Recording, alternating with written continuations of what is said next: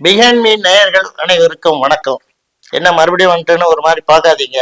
எதையாவது ஒன்று சொல்லிக்கிட்டு இருப்போம், நீங்களும் வேலை பார்த்துக்கிட்டு என்னையும் பார்த்துக்கிட்டு கேட்டுக்கிட்டு இருக்கலாம்ல. அதாவது நம்ம கஷ்டப்பட்டு நம்ம குழந்தைய காலேஜுக்கு அனுப்புறோம், படிச்சு அவ பட்டம் வாங்கி நம்ம குடும்பத்தை காப்பாத்துவான்னு. ஆனா அந்த பொண்ணை காதல்ன்ற பேர்ல கட்டாயப்படுத்தி காதல் பண்ணுங்க, நீ காதல் பண்ணலாம் உன்னை கொளுத்திடுவேன், நானும் கொளுத்திட்டு சாவேன் அப்படின்னு கொஞ்சம் வெறித்தனமா சில பேர் திரிகிறானுங்க. இதை ஆதரிச்சு தமிழ் சினிமால சில படங்கள் இப்ப நீங்க ஒண்ணும் இல்ல, பாலு மகேந்திராவுடைய சிஷன் பாலு மகேந்திரா பயங்கரமா திட்டாரு. என்ன படம் எடுத்து வச்சுக்கிற சேதுன் படத்தை பார்த்துட்டு, நான் படமே பார்க்க மாட்டேன், உன் படத்தை பார்க்க மாட்டேன், நீ கொடுமைப்படுத்தி இருக்கிற.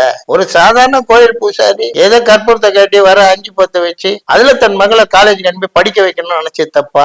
ஒரு ஒரு பொண்ணை பட்டதாரி ஆக்கி இந்த சமூகத்துல வாழ வைக்கணும்னு நினைச்சது தப்பா? கட்டாயப்படுத்தி காதலிக்க வச்சு அந்த பொண்ணுக்காக இவரு நல்லது செய்யறன்னு கடைசியில பைத்தியமாகி அதனால அந்த பொண்ணு தன்னுடைய தற்கொலையை பண்ணி அந்த பொண்ணு செத்து போகணும். இப்படி ஒரு கதை தேவையா அப்படின்னு சொல்லிட்டு பாலு மகேந்திரா பாலாவை திட்டி இருக்காரு. ஆனாலும் அவரு தன்னுடைய குரு சிஷ்யம் பந்தம் விட்டு போக கூடாதுன்னு அவரை பத்தி பெருமையா தான் பேசுவார் பாலு மகேந்திராவை. ஆனா அதே பாலு மகேந்திரா 3ஆம் முறைன்னு ஒரு படம் பண்ணியிருப்பார். அதாவது ஸ்ரீதேவி மனநலம் பாதிக்கப்பட்டு ஒரு விபச்சார விடுதியில் இருப்பாங்க.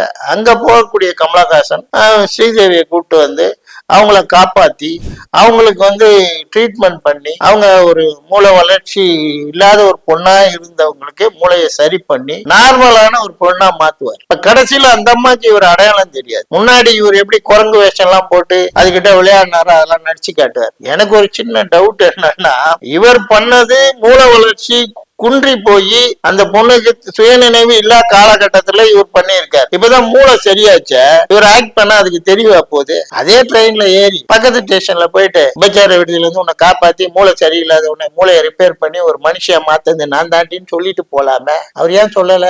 அதுதான் எமோஷனல் சீட்டிங் பண்ணி மக்களை அப்படியே ஐயோ மறந்துட்டு போறாளே, இவ்வளவு கஷ்டப்படுறானே இவரு ஹீரோ அப்படின்னு ஜனங்களை ஏமாத்தி கைத்தட்டல் வாங்கி படத்தை ஓட வச்சிட்டாரு. தேசிய விருதும் வாங்கிட்டாரு. ஏத்துக்கக்கூடிய சந்தோஷமா அப்படின்ற மாதிரி ஒரு விஷயத்த கொண்டு வரணும்னு அவரு பண்ணியிருக்கலாம். ஆனா ஏன் பண்ணலன்னா ஓட வைக்கணும்னு.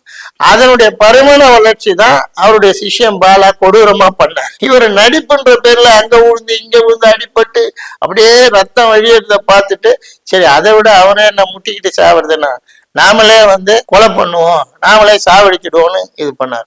இந்த நிகழ்ச்சி உங்களுக்கு பிடிச்சிருந்தா லைக் பண்ணுங்க, ஷேர் பண்ணுங்க, சப்ஸ்கிரைப் பண்ணுங்க, மறக்காம அந்த பெல் பட்டன் அழுத்திடுங்க. அப்பதான் எனக்கு பேமெண்ட் கொடுப்பாங்க.